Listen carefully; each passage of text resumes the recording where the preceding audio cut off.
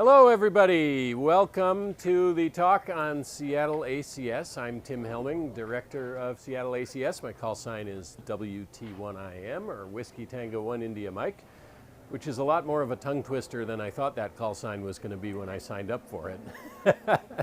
But WT1M is going to be locked up probably for just about ever.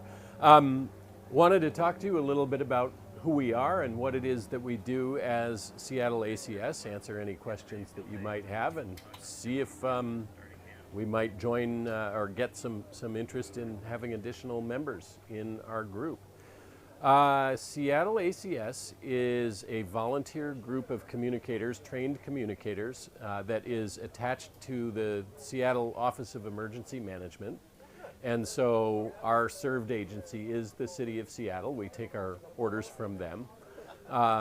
But we are entirely volunteer. We've got about 150 people on the books right now. And like any volunteer organization, there's a smaller core of folks that are really highly involved in all the things that we do. And many of them are here at Field Day today.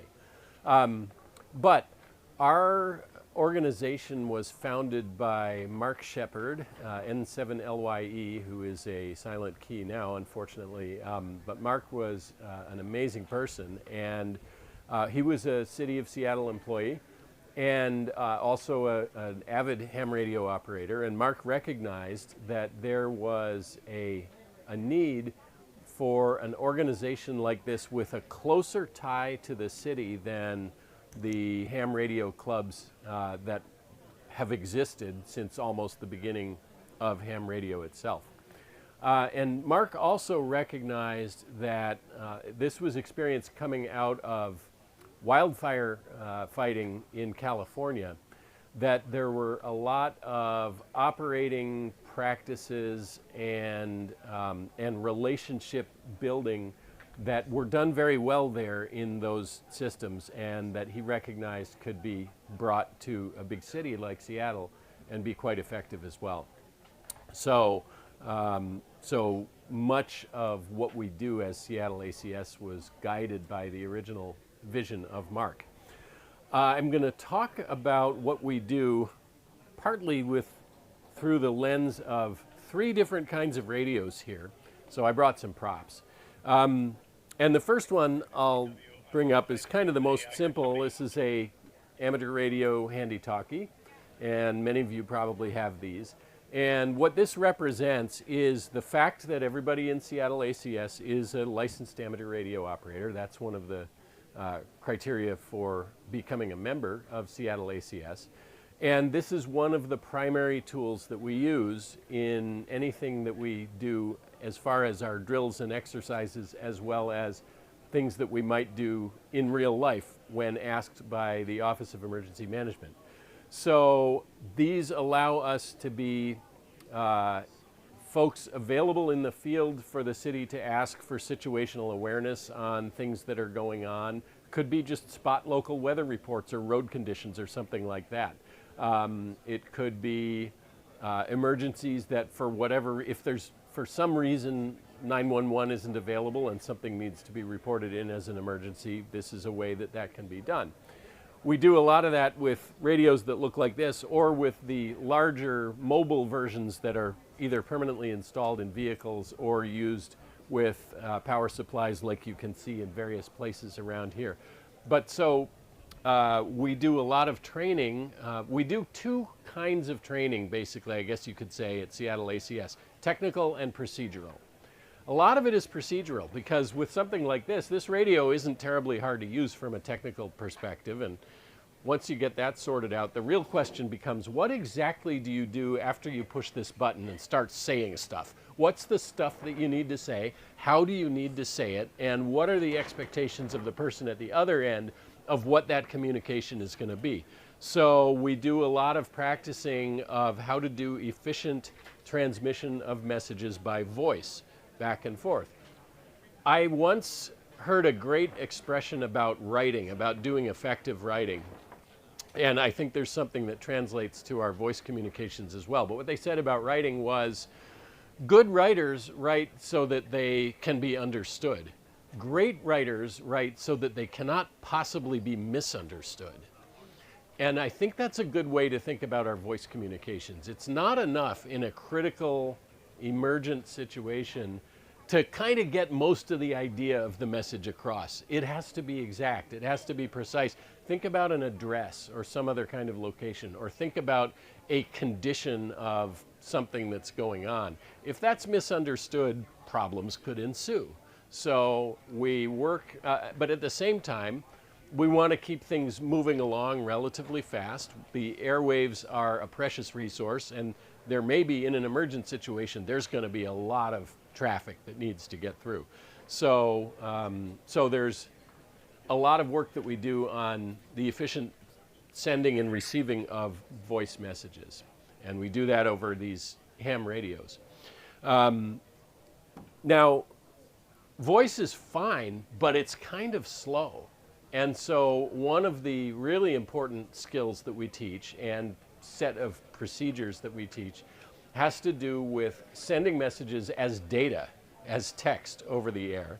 We still do that over ham radio. The radios themselves for that usually aren't these, they're usually the mobile radios, and they have a data connection into them.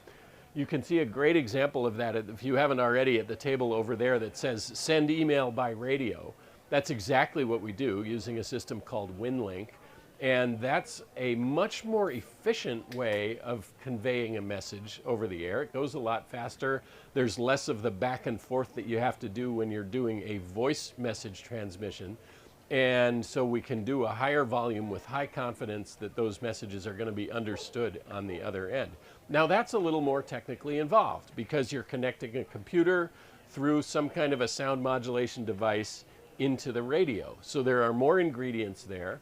There's more stuff that can go sideways. And there's software. And everybody's had, you know, their experiences with software and all the fun that can come from that. But it's worth it because what we get out on the other end of putting that investment of time and energy and a little bit of money into getting those systems up and running is we've got very efficient communications.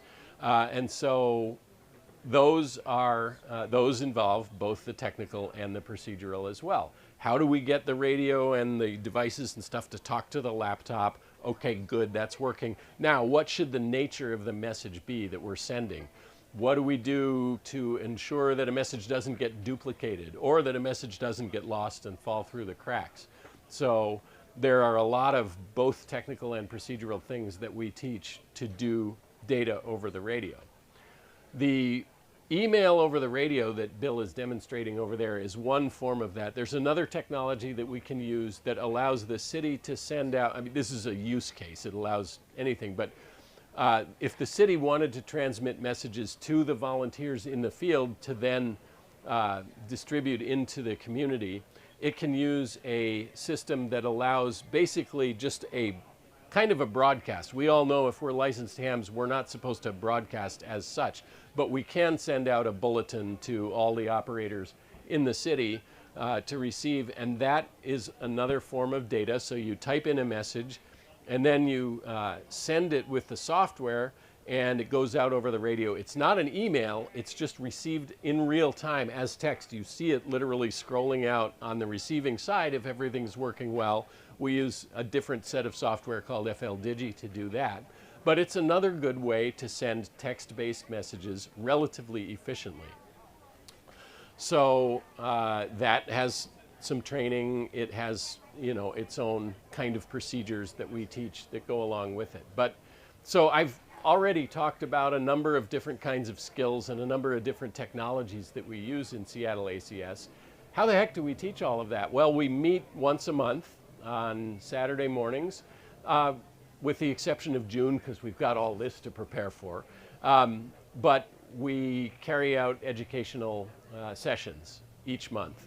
And we record those so they're available to our members afterwards if they want to review something or if they couldn't make it to a meeting on a particular month. But we take really seriously the role of educating our membership. We also try to make it fun because if you're doing a volunteer thing, it's got to be fun. There's got to be something in it for you. We love the altruistic spirit that our members have. But if it ain't fun, people probably are going to fall off a little bit. So I'll come back to that a little bit when we talk about exercises. But I want to tell the tale of a couple more radios here before I get to that. This radio was issued to me by the City of Seattle, by the Office of Emergency Management. It is not a ham radio. This lets me and a couple of the other leadership folks of Seattle ACS communicate with Office of Emergency Management if we need to. And we do radio checks every couple weeks to make sure people's batteries are charged and they still remember how to use these things and whatnot, just to keep the gears loosened up a little bit. But what this radio represents is the ACS name has a specific meaning, and Seattle ACS is not the only ACS out there. But what it means is that our members, when we're on an activation from Office of Emergency Management, we may also use frequencies that are not just amateur radio. So we provide auxiliary communications as directed by the city. So sometimes we're going to use public safety channels, other kinds of channels than just amateur radio. That's very specific to the name ACS. And the third one, some folks might not have realized there was ham radio in here, but in fact there is. This is, there's a little microwave dish here, and it talks into a system called HamWAN, where WAN is wide area network. So it's a computer data network. So what this lets me do is essentially, I can set this up, and actually, if people want, I can demo it later on. But there's a site that I can point this at that's over that way. It's the Mount St. Vincent Hospital that's got an antenna up on it for this. What this lets us do is have multi-megabit data communication around the city. Think about what that can let us do from an emergency communication standpoint. Now all of a sudden we have the ability to potentially send photos, send video, send our email messages and whatnot, all dramatically faster than with those other technologies I was talking about. So over there, what you'll see is you can compose an email and you can send it, and it will connect up to the node that it talks to and get that email sent out, and it usually takes a minute or two for that to go out. By contrast here, once my email's ready to go, it goes in seconds, maybe less than a second. So it's a dramatically faster technology.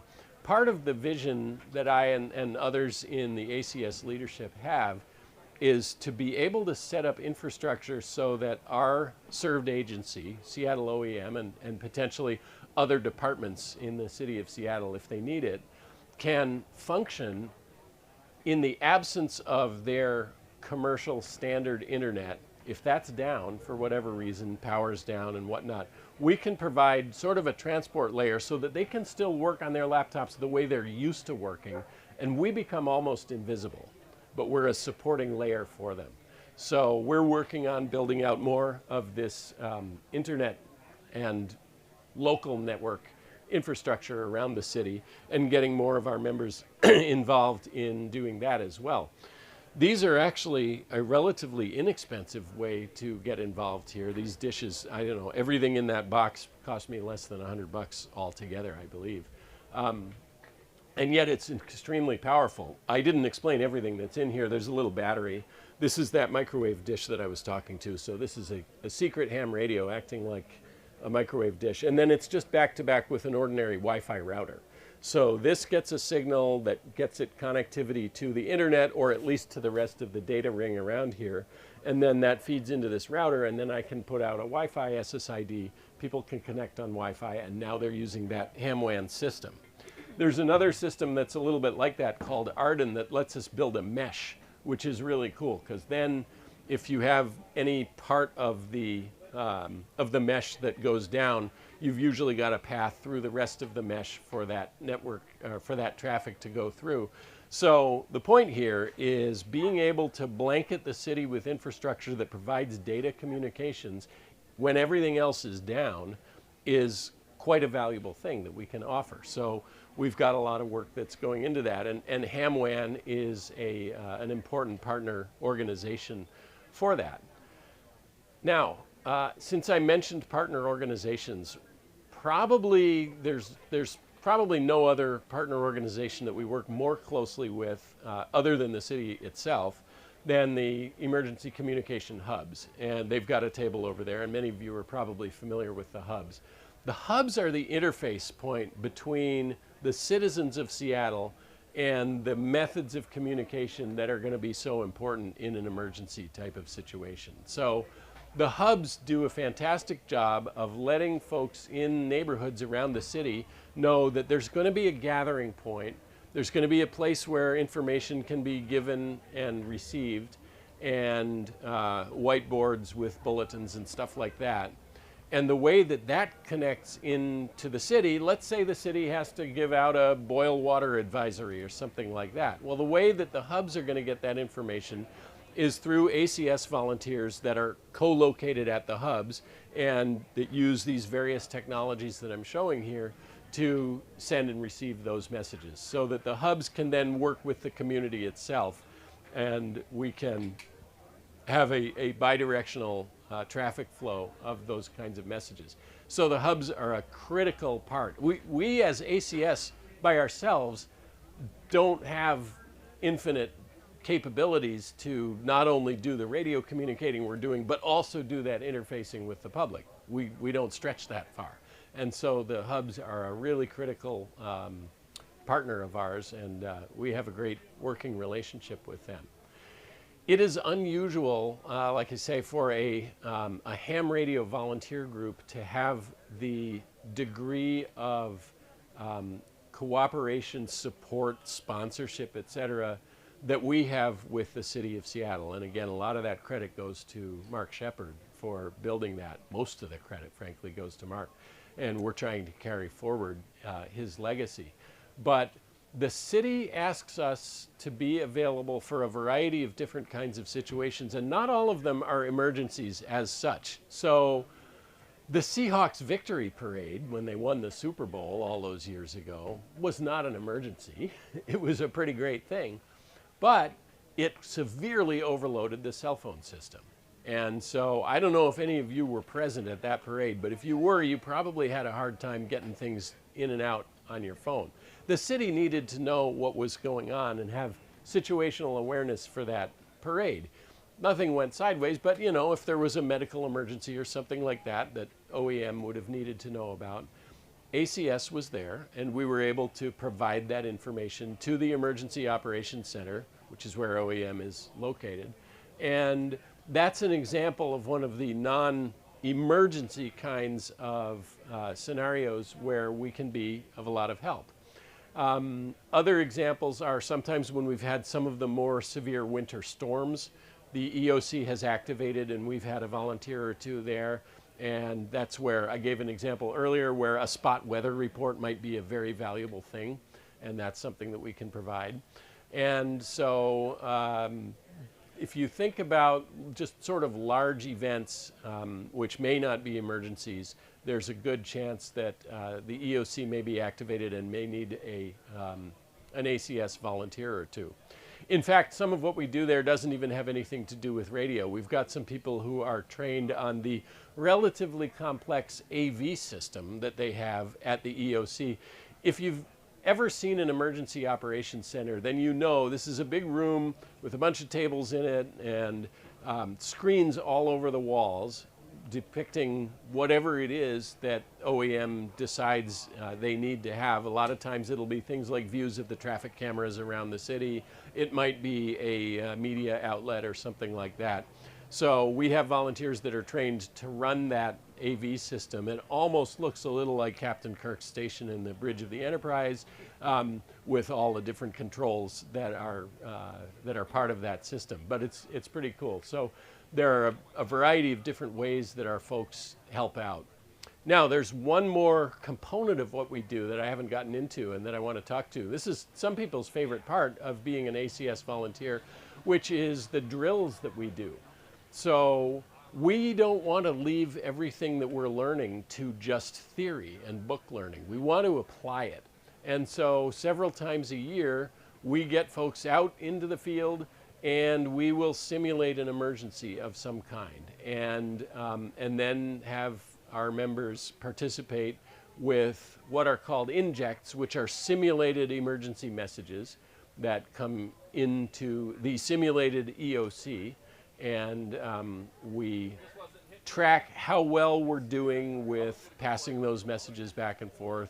We find out very often when we deploy to the field, we get intimately familiar with Murphy's Law because we've got all this gear that at home worked perfectly and we're feeling really good. And we get out there with all the same gear and we hook it up exactly like we did at home and nothing works. And then we have to troubleshoot and figure out what it was. Oh yeah, this software just needed to get updated just now, or this connector is faulty and it was on its last legs at home and now it's broken and I need to get a different connector or whatnot. It's important because we start to realize, it's very humbling for one thing, but it's also, it teaches us that we have to have spares and backups. We have to have some good troubleshooting instincts and skills and whatnot. And we've got to make it work one way or another. So sometimes we have to fall back to a different radio. Sometimes our data stuff isn't working, so we have to fall back to voice transmission of those messages. But all of this is something that we learn through doing these drills. And there's what we learn at the educational sessions at our monthly meetings is great, but until you apply it in the field, it doesn't have the same resonance that it really will once you start to play with that stuff out in the field like that. So the drills are, we've done whimsical kinds of scenarios like, okay, everybody, we call him up and say, hey, we need you to get on the air at a certain time on a certain frequency. And people come up and the net control operator takes check-ins to know who's there. And then they deploy them out. And in the example that I'm thinking of, they said, okay, go outside somewhere near your house. And I need you to count over the next 20 minutes how many red vehicles pass your location. That's very important for the Office of Emergency Management to know because it turns out that those red vehicles are being driven by zombies. And they need awareness of how many zombies are out there. So our folks would count all the cars going by and all the red cars or trucks or whatever. And then the net control would go around and get them to give their reports. So that's kind of fun. And one of the things we did about that is we gave relatively short notice. Most of us are of the opinion that the big earthquake isn't going to give us a lot of advance notice before it happens. And so we are trying to build up a skill of mustering fairly fast and then receiving the instructions for the exercise in real time and then doing that. As opposed to some of our drills, everybody knows exactly what's going to happen for weeks or even months ahead of time. That's great, and there's a place for that, especially when we're asking folks to do complicated things. But there's also this sense that we need to be able to respond quickly, get set up, and then do whatever the things are that OEM needs us to do, or our net control operator simulating OEM when we do that kind of exercise. So, and for the zombie cars thing, when everybody reported in, they had to be able to report concisely how many total vehicles went by their location, how many of them were red, and there might have been, I don't know, what was the description of each red vehicle that went by your location. And so there's this idea that there are specific elements of information that are required in a message coming back from the field, and we need to make sure those are communicated very clearly. And so this was an exercise that let us do that. Sometimes our exercises are done in conjunction with other departments. So every fall, and it's sort of starting to slide into winter just because of the timing of it, but the Seattle Fire Department does what they call a windshield survey. What that means is in the aftermath of a big earthquake, the fire department is going to drive routes through the city, predetermined routes, and they're going to make note of damage they're seeing.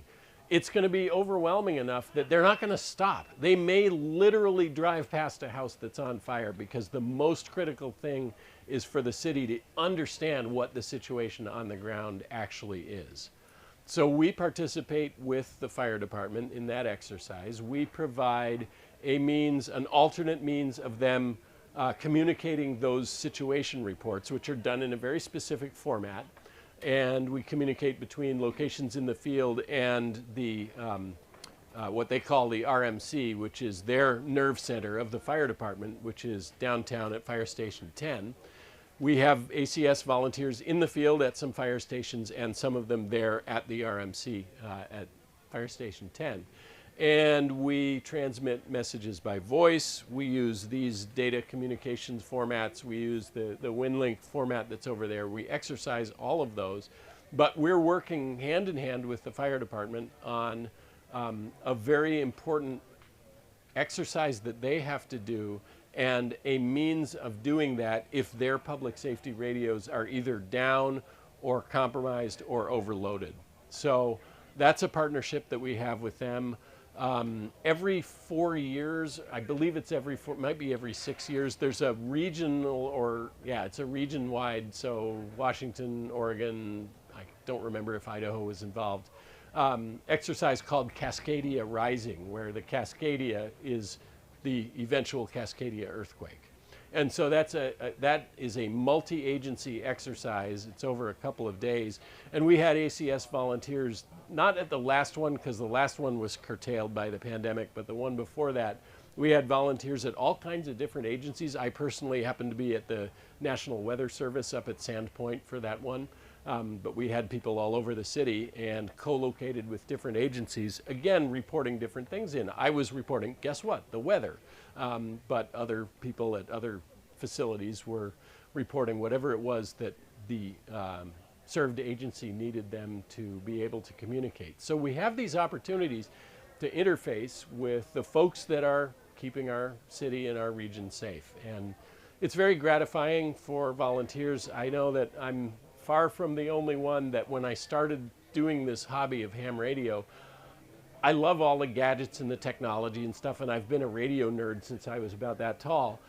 But the idea of being able to give back to the community while doing this hobby that I love was just too great. I thought, what's cooler than that? And it really inspired me to become part of this group and ultimately to assume directorship of it. So that's a little bit about Seattle ACS. I want to see what questions you all have, and if you're not a member of ACS and you live anywhere near here, I would love to talk to you about potentially becoming a member of the group. So what can I answer for you? Yeah, Bill. What is ARES? ARES, Amateur Radio Emergency Service, and ARES is specifically under the auspices of the American Radio Relay League. So ARRL has criteria for what an ARES group is and how it functions and so forth. It's very similar to ACS, but the most important difference is that ARES groups don't necessarily, and they usually aren't, attached to a specific served agency. They are available and they're there in the field, and they may work in a loosely or somewhat tightly coupled way with a fire department or some other public safety type organization, but they're not directly sponsored by and part of a served agency like Seattle's Office of Emergency Management. A lot of the skills are very similar that we drill on if you're in an ARES group or a ham group. There's a similar one, it's an older one called RACES, Radio, I don't think it's amateur. Civil Emergency Service. And RACES groups, I believe, in the 70s even encompassed CB, even though that's not amateur. Maybe that was sort of done informally. But that's another similar kind of group that I think is not as prevalent these days as it might have been back in the day. Yeah? Explain to people that the ACS is Seattle, and when we say Emergency Operations Center, Seattle has their county ones that are regional. Yep. They are different organizations, so they understand. Exactly.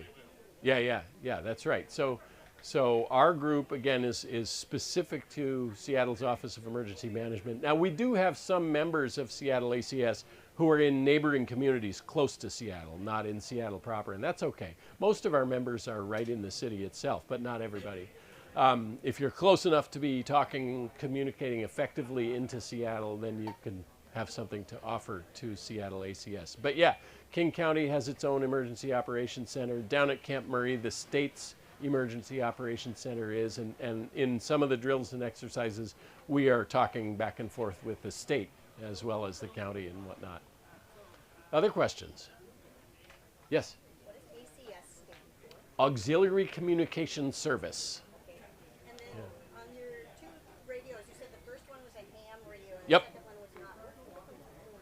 Yeah, so I'll go into a little more of the details about that. So this radio, theoretically, this radio only transmits on the amateur spectrum. So we have certain frequencies that are allocated to amateur radio. Can this radio transmit on some other frequencies? Yeah, maybe it can. That's not something we're going to use as part of Seattle ACS. When it comes to licensing and how the spectrum is used, I should say that it's primarily, licensing is about transmitting. You can receive just about anything. There are some classified communications and whatnot that the public really isn't supposed to be able to receive. It's usually harder to get a radio that will receive those things, maybe not impossible. But the licensing is about being able to transmit. So if I'm staying legal, then I will use this radio strictly for amateur radio to transmit. I can listen to all kinds, I can listen to broadcast band on this radio. Doesn't sound very good, but I can do it. But I can't transmit on that. This one looks kind of similar, and it actually has the capability of transmitting and receiving on amateur spectrum. It's not programmed that way right now, but it could be. But this encompasses those public safety kinds of channels. So if I need to talk to OEM themselves, the actual OEM staff, they're not going to be listening on this. They're not hams. They're not amateur radio. Some of them actually are, but most of them are not. And where we're going to meet up on the air when the ground stops shaking is in one of the public safety channels that are on these. And that's why some of the ACS leadership has these, so that we can coordinate with OEM and say, hey, do you all need us to activate? And if so, what do you want that activation to look like? And then we can start mustering our people. But so we can listen to fire and police and the different city agencies, you know, City Light or Seattle Public Utilities, et cetera. And they're all represented as part of the larger emergency response for cities, just about all of the departments. In fact, the libraries have a role to play in emergency management for the city. Well, what would that be? Think about the couple of years ago when it was 108 degrees on the equivalent day of today. Well, libraries were really important as cooling centers. They could potentially be warming centers if we get an extremely low temperature event in the winter as well. So most of the city departments and agencies potentially are part of an emergency response, and this radio could let us communicate with them. Most likely it would be more that we would be listening to them, and most likely of all, we would use these just to talk to OEM itself. But that's what those are for. So these radios are very capable of talking to a lot of different kinds of agencies and so forth. So is the other one a new P25 radio? It is, yeah, I think PCERN is basically PCERN. The radio you're talking about is not operate the same way we do. It's not, FM to FM. It's much more complex, so very special. And this county is new radio system, very robust, not dependent upon fiber or phone lines in the ground or rakes. But the radio they talk about, everybody here probably knows, like you have your Baofeng, we all own the Baofeng. Most of those were unlocked. They'll transmit everywhere. And they're called type rating. Radios are type rated for particular services, like the commercial side, the ham side, marine radios. It's illegal to operate outside where they're certified. In an emergency, nobody cares. The other concern, though, if we think our Baofeng will operate well elsewhere, you may often find they're designed to work in the band they're sold for. You know, to operate, the receivers don't work well, the radios don't transmit well. So having a radio for the job you really need it for is really important. It will work better than a marginalized out-of-band radio. Yeah, and I want to a certain part of that, I want to address that in theory, it's true that folks aren't going to get really picky about licensing in a serious emergency. However, if Joe Citizen decided to call up Seattle Fire or Seattle Public Utilities or whatnot because they had a radio that could do that, that's not okay whatsoever, no matter how big the emergency is. And so that's coming back to there's the technical and then there's the procedural. So the procedural piece is really important. These are great questions. Yeah. How do repeaters figure into all of this?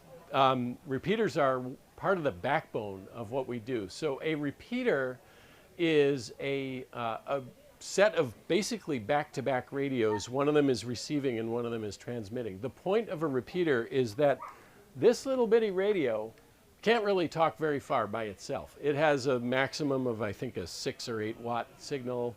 And so maybe a couple miles if you're lucky, if you have no terrain really between you and whatever's a couple of miles away. But it's very limited in range.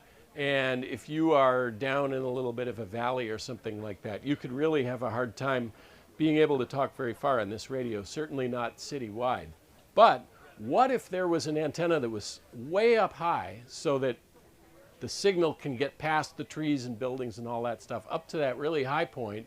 And then what if that signal could be retransmitted from that high point at a higher power level all over the city? That's what the repeater does. So it takes our little bitty signals from our little radios. It's got really good ears so it can hear them all over the place. And then it's got a really big voice so it can retransmit that little signal all over the city. And so we've got a lot of repeaters that are run by Seattle ACS and more that are run by our partner organizations, Puget Sound Repeater Group, West Seattle Amateur Radio Club, and so forth. So it would be a lot harder to do what we do without repeaters, because then we would rely on folks being able to get up to high ground where there's less terrain blocking their signals, and you'd have more relaying where I have to talk to so-and-so that can hear me and they may have to relay the message to so-and-so that can hear them. It would be much less efficient. So the repeaters are a really important core technology. They look like a couple boxes mounted in a server rack, and there's some other associated equipment. They're connected to antennas, and again, they are set up with a specific kind of tuning such that they can receive that signal and transmit it at the same time without the transmitter clobbering the receiver and creating feedback and all kinds of chaos. So they're engineered to be able to do that. So they are really important. We drill and practice for scenarios where the repeaters are not available, because we know that any technology is fallible. And so we don't assume they're always going to be there, but at the same time, from the perspective of our maintenance and periodic upgrading and stuff, we do want those repeaters to be as close to perfect as possible. And we have some amazing technical skills on our team who help us do that.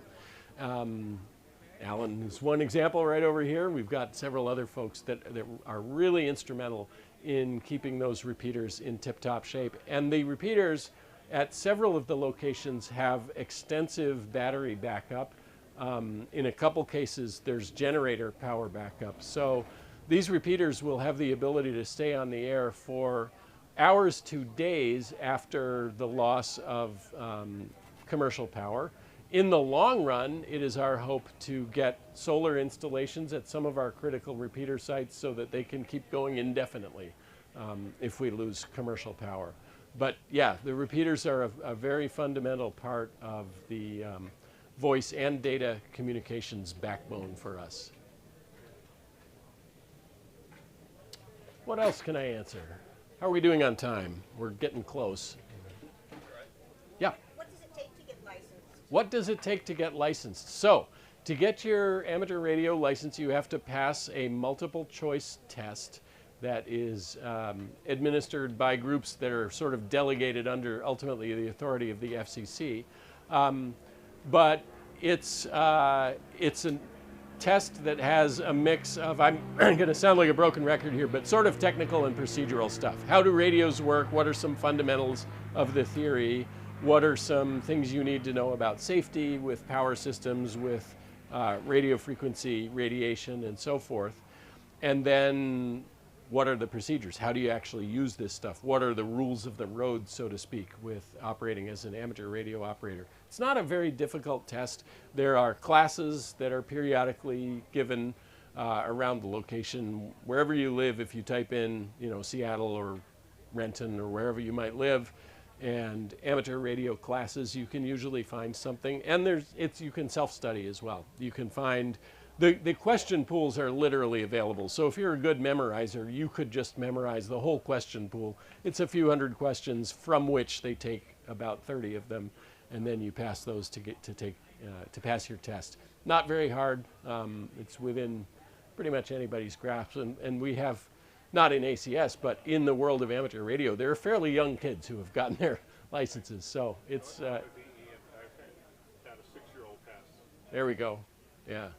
So to be a member of Seattle ACS, you do that, and then you have to pass some self-study FEMA Incident Command System classes, ICS, as well. There are 3 of those. Again, not really difficult. You spend a few hours looking at some slides and then taking a test on what you just saw on those slides. But that's important because we have to have some understanding of what the incident command structure looks like under which we're going to be operating as ACS volunteers. So we want everybody to have a bit of a background with that as well. Anything else? All right. Hey, thanks for coming today. And if you're interested in learning more about Seattle ACS, come talk to me, talk to Susanna at the ACS table. We'll be happy to answer your questions. Thanks, you all.